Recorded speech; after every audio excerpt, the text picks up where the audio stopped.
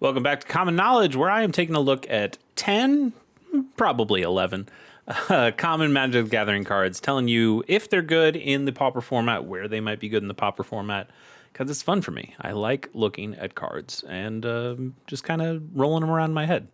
Let's see what our first card of the day is. It is Snowfall, an Ice Age enchantment that has never been reprinted, so I'm sure it's going to be great. We'll see. Snowfall is 2 and a blue for an enchantment that has cumulative upkeep. I'm pretty sure this is our first cumulative upkeep card. Cumulative upkeep for a blue. So at the beginning of your upkeep, you put an age counter on this permanent, then you sacrifice it unless you pay its upkeep cost for each age counter on it. When an island is tapped for mana, its controller may add an additional blue. If that island is snow, its controller may add an additional 2 blue, or blue instead. Spend this mana only to pay cumulative upkeep costs.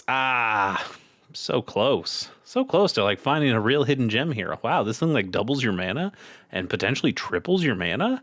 That's crazy. But then you see it's just for cumulative upkeep costs. So that's why it's never been reprinted. There are very few cumulative upkeep cards because people were not a huge fan of cumulative upkeep. And so Wizards just kind of phased that idea out.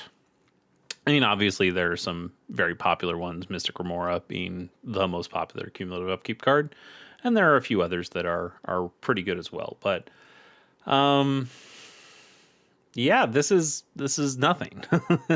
This is kind of just nothing because Pauper. I can't think of any other cumulative upkeep cards in Pauper that would ever really see play. So a card that works with those also would not really see play. I think we just got to give this the one.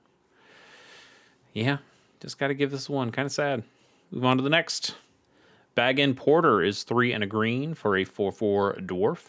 When this creature attacks, it gets +X until end of turn, where X is the number of legendary creatures you control. Well, this would have been really bad only a couple sets ago, because there weren't really any common legends. There were what, 3? 1 from Modern Horizons 3, and then 2 from Antiquities, or like some pretty old set like that. Joven and forgot the other guy. I think those might have been the only legends that were in common. And so this guy would have done nothing. He would just be a 4-mana 4/4. But now with Spider-Man, I don't think there were any common legends in Avatar. Maybe there were, but there definitely were in Spider-Man. This guy does something, but I don't think he does enough, because no, he just doesn't do enough. Like he's still just vanilla.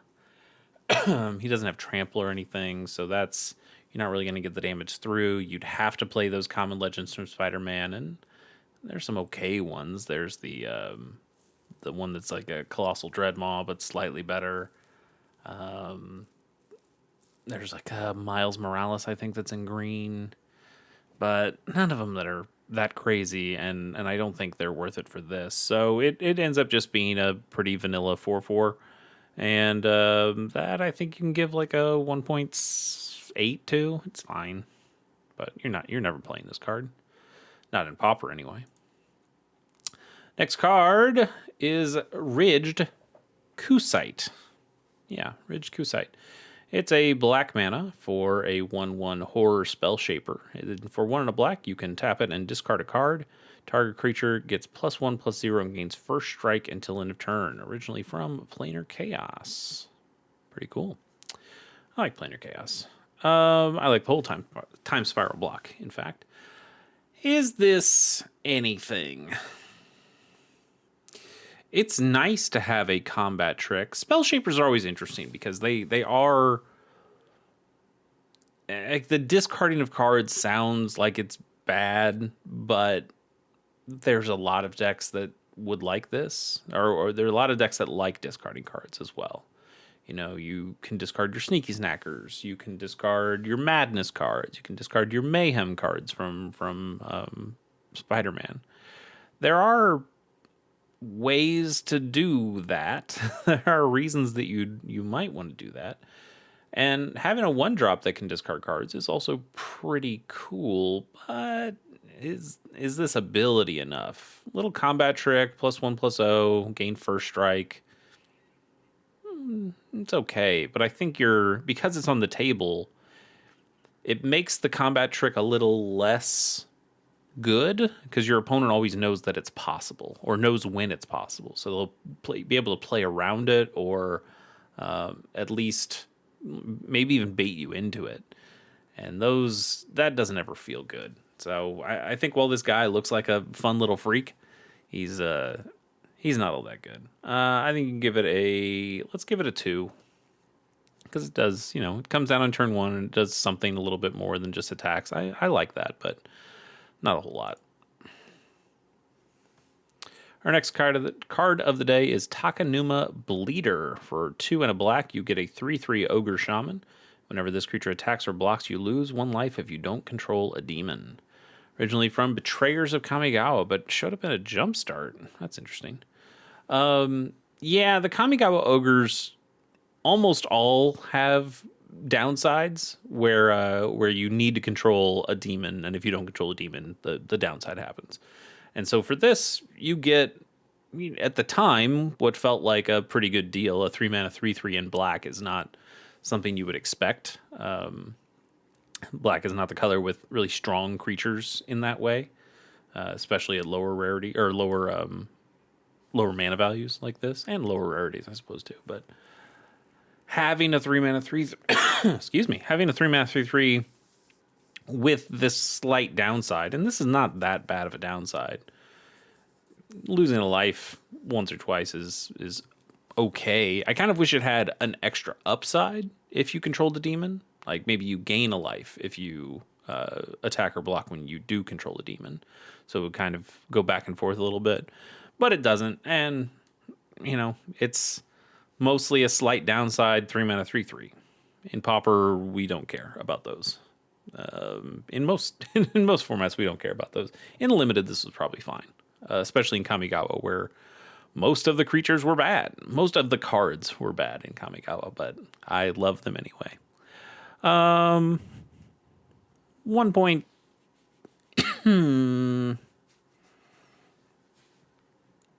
What did I give the 4-mana 4/4? It's basically a little worse than that. Let's say a 1.5, I guess, and just move on. Our next card is Luxodon Surveyor. For 2 and a green, you get a 3/3 Elephant Scout. This is a fun one to just compare with our last one. So this is a 3-mana 3/3 with extra crap on it in green, and also from 2025. And this is a 3-mana 3/3 in black from a while ago. So is this because green is better at creatures than black? Yeah. Is this because Magic has been power crept from the days of Betrayers of Kamigawa to now? Also, yeah. But I think a lot of it has to do with just green is better with creatures. So you get a vanilla 3-mana 3/3 with no downside, but it also has Start Your Engines. If you have no speed, it starts at 1. It increases once on each of your turns when an opponent loses life, and max speed is 4. I believe we've done a max speed card before, but always nice to, or a Start Your Engines card before, but it's always nice to refresh. If you do have max speed, you can pay 3 and exile this card from your graveyard to draw a card. That's okay, I guess. This was certainly more limited than anything else, but having something that later in the game this comes in and attacks and blocks, and you kind of don't mind when it dies because it does have that extra value in the graveyard. Even when it goes away, the speed part does not go away, so you continue over the course of a game of damaging an opponent and getting to max speed. And once you get to max speed, you're probably later in the game and you're looking for some extra gas. You've probably played a bunch of your cards, looking to do something with all the mana that you've got. and you can say, okay, here's 3 mana, get this card out of my graveyard and, give me another card. I suppose like a dredge deck could play this, put it in your yard without it even having to hit the table. If you get speed another way, like maybe use one of the Start Your Engines lands. Those are common. Some of them are anyway. That's that's possible, but that's not very efficient. Dredge is such an efficient deck and can do some really dirty things. It does not need to mess around with something like this. Ultimately, this is kind of nothing. I'll give it a. Excuse me. Damn, I still cannot get rid of this cough. I'll give it a 1.8, I guess. And keep on going. What is going to be our next card? Is it something good? We could use a good card. It's been a while. Speaking of been a while, it's been a while since we've gotten any card. There we go. Okay. Cooperation is 2 and a white for an enchantment aura. It enchants a creature, and enchanted creature has banding. Banding, I'm not going to go through everything about banding. If you want to know about banding, you can read it. I don't actually think banding is super complicated. It just, to explain how it works, it does require a lot of text. I don't think there is a quick way to say what banding is. More or less, your creatures can all your separate creatures can kind of attack and block as a single creature, and you get to assign the damage. But that's not a very useful way of saying what banding is, which is why it requires all the text. There actually is a very fringe banding deck in Pauper. I've seen it be played. I've seen what it can do. It can do some funny things. It doesn't play this card. Maybe it could. Because the one thing I will say with banding is that to make a band of creatures, every creature has to have banding except for one. One of them doesn't have to have banding, the rest of them do. So if you want to make a band of 4 or 5 creatures, 3 or 4 of them need to have banding. And so this would be a way to give a creature that doesn't have that ability, so it can be part of that if it needed to be. Auras, we all know the issues with auras. I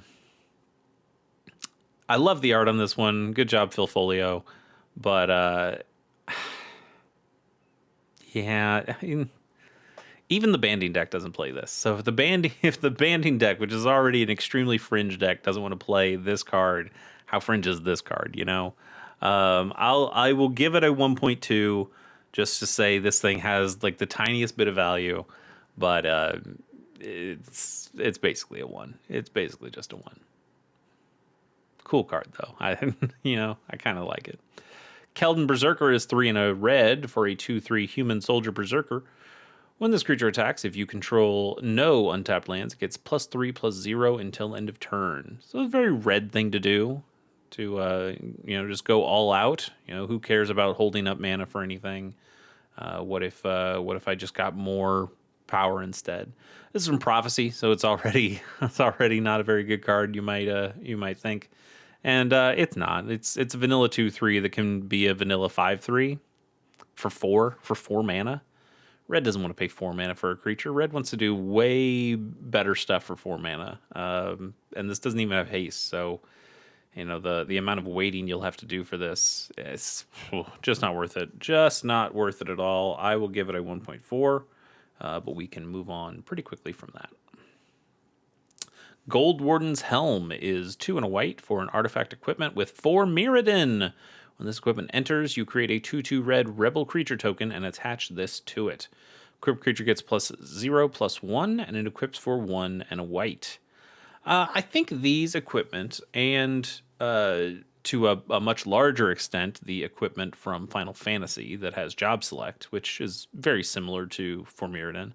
These are cool. Like I know we talk about like Black Mage's Rod because that is the best one of these. I think pretty decisively. But these are interesting for a lot of reasons. These are pretty good blink targets because you will you get the creature token will stay out there, but you blink the equipment and then you get another one of those creatures and the equipment attaches to it. That's okay. This one specifically, not amazing. You know, giving +0/+1. Whew, that's pretty bad. And you're already paying, you're basically paying 3 mana for a 2/3. And then once your 2/3 dies, now you have to equip it for 1 and a white. Oh, that's also like a bad equip cost. It's too expensive and it costs colored pips to do. That's really bad. To do what? Give another creature +0/+1? Big deal. Like, like that's this is not good.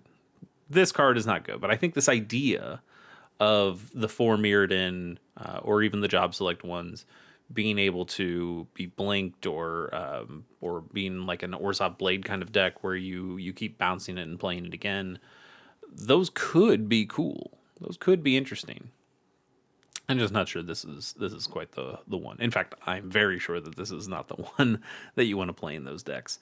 Let's give it a 1.6.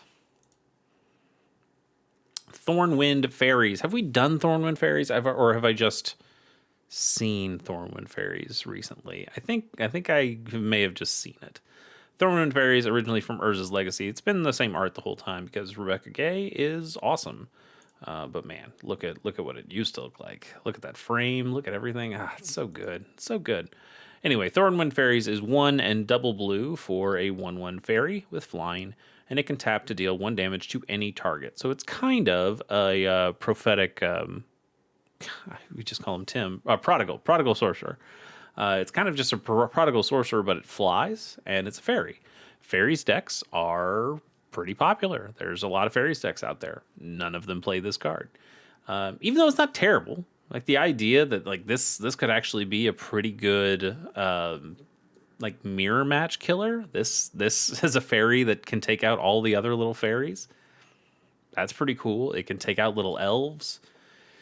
It can do a lot of things. And those fairies decks are generally mono blue. Sometimes they're Dimir, but generally they're mono blue. And so the idea that you just have a little pinger isn't terrible. The problem is that it's 3 mana for a 1/1. And it's going to get taken out by basically anything the opponent has as well. So, you know, you're going to get Arms of Adar or what is it called? Like Sulphurous Fumes or something like that. Or Electrickery or the End the Festivities. There's lots of things that can do 1 damage to an opponent's board. And this thing will just die with all the rest of the little fairies you have. And that sucks. If this was a 1/2, I might advocate for putting this in the sideboard. But as a 1/1, I just can't. Great art, though. Rebecca continues to kill it any day and every day. I'm still going to give this a halfway decent score. I think it is pretty cool. I'm going to give it like a 3.3, which I think is pretty solid, especially compared to all the other stuff you've seen so far today, which has been pretty utter trash, honestly. But this card is cool. It's just not quite there. Also, if it was 2 mana, we could really be talking. It would probably be a little broken at 2 mana, being able to just deal a damage to a player each turn, or to a creature. Like that ability is really strong. That's why Prodigal Sorcerer costs 3, and it has the same ability. That's the going rate for that kind of ability. But 1/1 is just not strong enough. It needs to be just a little stronger. Next card and last official card of the day is Brackwater Elemental. For 2 and a blue, you get a 4/4 Elemental. That's a pretty good rate. What's the downside? When this creature attacks or blocks, you sacrifice it at the beginning of the next end step. There you go. It also has Unearth for 2 and a blue. So you can pay 2 and a blue and return this card from your graveyard to the battlefield. It gains haste, and then you exile it at the beginning of your next end step, or if it would leave the battlefield.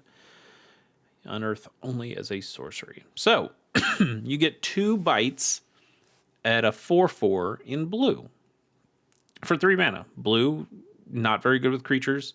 So having this kind of rate on a blue creature is pretty good.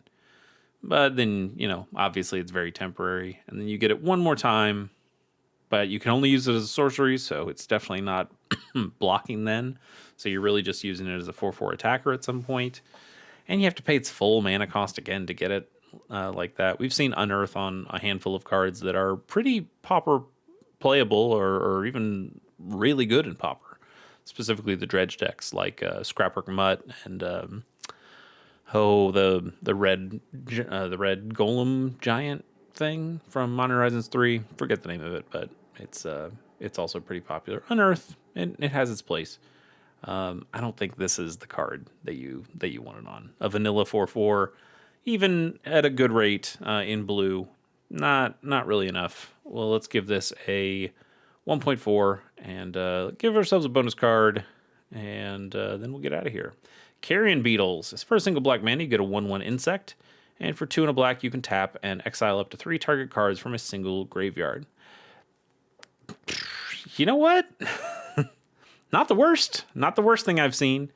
This is some pretty halfway decent graveyard hate. You're always looking for graveyard hate in Pauper. There's just so many decks that use the graveyard to pretty good abilities. We've definitely looked at this card before, but this is our bonus card, so that's fine. I think this is kind of fine. It's a little slow, obviously, that you can't use it the turn it comes down because it has summoning sickness, and having to pay 3 mana every time and tap the creature to get this effect is not the best either. But having a repeatable version of graveyard hate like this can be pretty useful. I think there's enough other cards. I mean, you're in black. Just play Bajuka Bog, play Neil Spellbomb. Those do a little bit better. You know what? Let's give ourselves a second bonus card. What would the score be? I mean, we've already scored this one before. I'm almost positive, but I'll give it like a 2.2, and we'll give ourselves one more bonus card just for a little fun.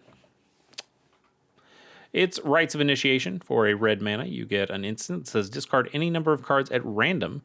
Creatures you control get +1/+0 until the end of turn for each card discarded this way. I think we've had this card before as well, but, you know, it's fine. This isn't very good. Discarding cards is, you know, as we've mentioned, somewhat useful for some kinds of decks that like, you know, Madness or Sneaky Snacker kind of stuff, but discarding at random is generally pretty bad. I mean, this would be a finisher at some point, and then you wouldn't have to care what's in your hand at that point. You've won the game, but I don't like it.